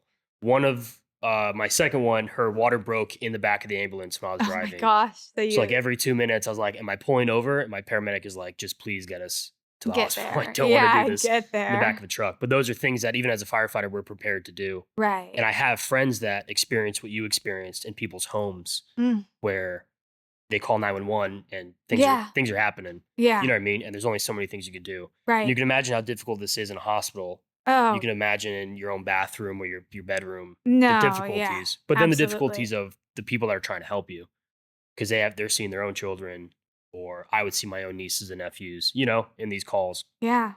So it's something I want to break down, that it's not just difficult for the parents or the grandparents, but also all the people Yeah, here to everybody support you. helping. No, you Yeah. I mean, yeah. I It's a different outlook. They and they did, they cried I had some of the nurses and they cried with me and Robin stayed she got off at 7 a.m., she stayed till 11 a.m. when I went home, just hung out in my room with me and talked about, like, "Oh, we Hmm. do live in the same area, so do you go to this park?" Or you know what I Yeah, mean? get And your mind off of it. yeah, exactly, and she said she had said because my husband was talking about going to my son was with, my dad and my dad's wife, and so he had said, "Well, maybe I'll go pick up Jack and then come swing back by." And then she was like, "I was scared you want you left," and I was like, "Robin," um, but yeah, that's you can tell. I mean, you can, and I'm sure there's all different kinds of doctors and nurses, but there's so many really really good ones. Exactly. And a difficulty I've taught or reminded people with firefighting, where the call is awful for the patient, Right. and then Yeah. hopefully they're at a hospital or they're at safety, but then I'm on the next call Right. and I It's could just have constant. 13, I can't 14 hours. imagine. So then it could just be, or the labor and delivery nurse, imagine this could happen multiple times a week, Right. where how much it weighs on them, No, it's because they unbelievable want what the best they outcome more Of than anyone, course. right? Of It's course. also just more enjoyably at work, Oh, to yeah, help well, care for yeah. these babies, and you know what I mean, to Yeah. nurture them. And um, my wife's name is Dominique, but she loves. It sounds funny if a child isn't, nursing and what, the mom needs a break or she just needs to rest. Like this has Mhm. been so overwhelming. The nurses will take turns holding the newborns, and she loves that part of the job because she just gets to hold Sure. babies. Whole bit You know what I yeah, mean, you get right? to snuggle babies. And you're doing like a different part. So But a lot of well, they're seeing people at the most dramatic moment in their life all the time, and it's just so hard. I can only imagine that's gotta be just incredibly wearing emotionally. yeah. So I really want to thank you for being open and vulnerable and honest, and also being an advocate, um, Of for course. multiple things today. Yeah, of course. Right. Yeah. Um, so we've addressed a lot. The more we can do is talk about it to change the stigma, the taboo about things that occur. Oh, Um, yeah. Michelle Obama famously, openly spoke about their miscarriages and stuff, that it kind of helped break and make people feel more relatable, especially people of, um, leadership roles and stuff, that they Yeah. feel they struggle with things as well. So Absolutely. I feel like it's really important. Yeah. Um, I have several thank yous. Uh, First, I didn't tell you. Um, I write all of my notes in Field Notes. They're really cool. They're made in the U.S. Cool. They're a brand I really want to support. So I handwrite all of my notes for every episode. And I didn't tell you, but every guest gets their own Oh, Field Notes. cool. And this one's cool. They teamed up with East Fork, and this one has some Oh, it's jellyfish in the aquatic. back. I So love it. each one's different, Thank but each you. each guest gets one at the end, and they're really cool. They fit in your pocket. Awesome. Oh, I yeah, I wrote love it. I'll I put wrote it a to little bit in the use. inside for you. Oh, thank But I you. want to thank you for coming with me. But Of course. I want to thank the Tarpon Springs Area Historical Society. They let us use their train depot, which is a museum in Tarpon Springs, Florida. It's over 110 years old. Really, really neat. You can literally see different exhibits behind us. I'm really grateful for them letting us use this venue Beautiful. to host your interview. The Tarpon Springs Aquarium and Animal Sanctuary is right down the road, like 5 minutes from here. So it's right around this area. So if you're in the Tampa Bay area, check them out. I want you guys to check out Paige's Planet Protectors. Yeah. It's on YouTube. It's on, is it also on social media too, right? Yeah. And Tarpon Springs Aquarium is on the, Instagram and Facebook and whatnot as well. And then eventually your Patreon will be coming out. Yes. Yeah. Maybe, who knows, or whenever this comes out, maybe it's already out. I don't know. We'll see. Awesome. And then people stay tuned because that will have updates with the homeschool curriculum and everything else too. Yeah. Right? We'll continue adding to whatever the subscribers get. It'll, we'll just keep adding to it. Cool. Awesome. So the final question to every episode is the mantra to the podcast. It's never waste a mistake. And it's my dad's greatest lesson he's taught me. And it's poetic because it's not that you're not wasting your mistake. It could be anyone's mistake. So the final question for every episode is, what is one mistake you have not wasted? Yeah, I was thinking about this long and hard. And there's a couple of things that came to my head, and we've touched on them through the podcast. One, I have been told by many people that my degree was a mistake, but I think I've used every iota of that degree and don't regret it one bit. I mean, I probably will never have another chance to just learn like that in my life. So I love that. I don't think that was wasted. And then the other one is getting bit by a shark. There was arguably many mistakes that led up to that moment, but ultimately I was taking too big a risks. And I think I did not waste that mistake. I think I learned my limitations a little bit more and learned a lot of respect for the animals that I work with.